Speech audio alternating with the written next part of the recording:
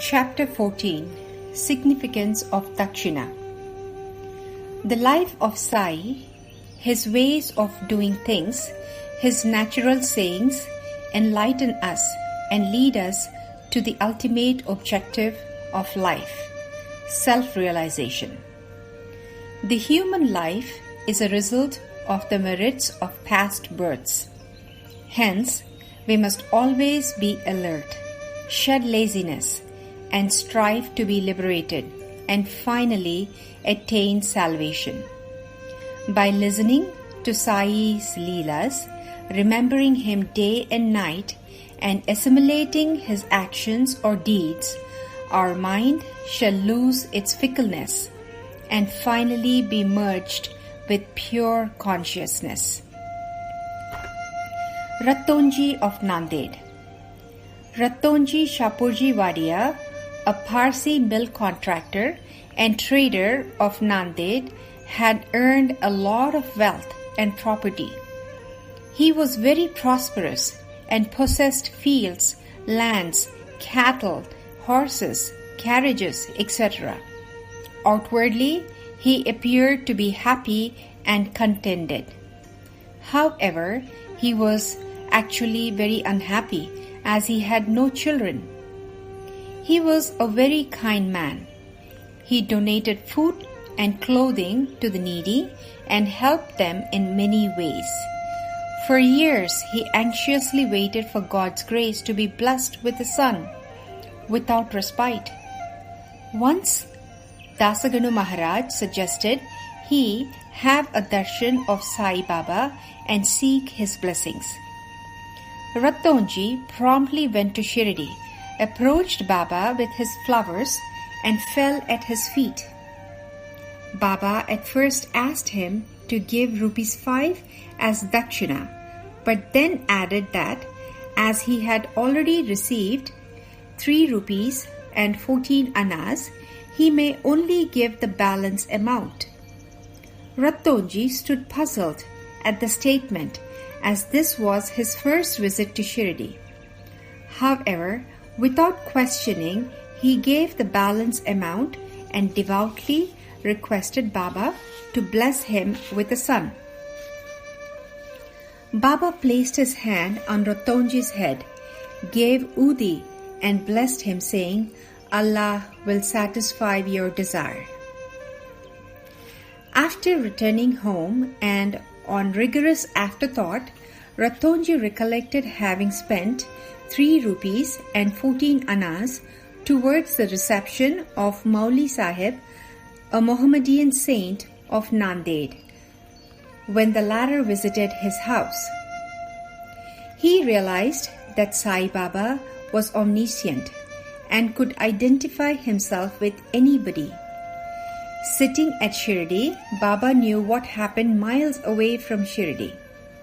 Rattonji was satisfied with this account, and his faith in Baba grew multifold. In due course, he was blessed with a son, and his joy knew no bounds. In all, he had a dozen issues, but only 4 of them survived. Significance of Dakshina. For a long time, Baba did not accept or ask anything from those who went to see him. If anybody placed a coin or 2, he used it to purchase oil for the lamps or tobacco for his chillum, pipe.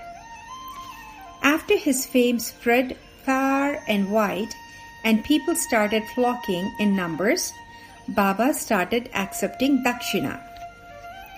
In Shruti Veda, it is said that any puja is incomplete without offering a coin. Shastras also spell out that when one pays a visit to God, a king, a saint, or the Guru, one should not go empty-handed. In the Brihadaranyaka Upanishad, Lord Prajapati advised the gods, men, and demons through one letter, namely Da, who in turn understood and practiced the same in their own manner. Dhamma or self-control was observed by gods. Dana or charity was followed by humans, and daya or compassion practiced by the demons. Taittiriya Upanishad exhorts disciples to practice charity. It says, donate with faith, magnanimity, modesty, and sympathy. Baba took Dakshina to teach his devotees lessons of renunciation and purification. However, he also said that he had to return 100 times the amount he received, and in many instances this was experienced by devotees. To quote one Mr. Ganapat Rao Bodas, a famous actor had once emptied his money bag before Baba on repeated demands for dakshina by him. The result was that in the latter part of his life, money came to him abundantly. In many cases, Baba did not look to real money as dakshina. At one time, he asked Professor G.G. Narke for rupees 15. Here Baba was referring to the lessons the professor had derived from the book Yoga Vasishtha that he was reading. In yet another incident, Baba asked Mrs. Tharkard for rupees 6 as dakshina, referring therein surrender of her 6 inner enemies, namely Kama, lust, Krodha, anger, Moha, avarice, etc.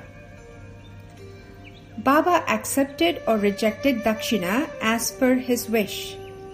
He asked even women, children, and the very poor, while at times he refused from the very rich. On some occasions, he used to return a part of it to the donor, advising him to keep it in his shrine for worship.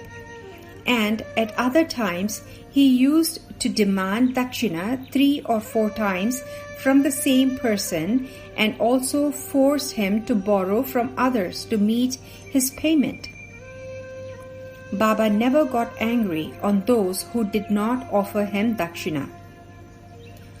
Out of the amount collected, Baba spent a little on his chillum, some on the fuel in the dhuni, and the rest he distributed as charity in varying portions to different people on the same day. He remained the same, poor fakir, by the next morning. At the time of Mahasamadhi, Baba had only few rupees in his possession, though he had received some thousands of rupees as dakshina for over 10 years. He once told Nana Sahib Chandorkar that all his property consisted of a kaupeen, codpiece, 1 stray piece of cloth, 1 kafni, and a tumral, tin pot. Baba also reprimanded devotees who bought costly gifts. Women and wealth are the 2 main obstacles on the path of Paramartha, spiritual life. Baba subjected his devotees to both these tests by taking dakshina and sending them to Radha Krishna Mai's house. If the disciples demonstrated detachment to both these, their progress on the path of spirituality was assured through the grace of Baba. Om Namo Sainathaya. Shanti, Shanti, Shanti. End of chapter 14.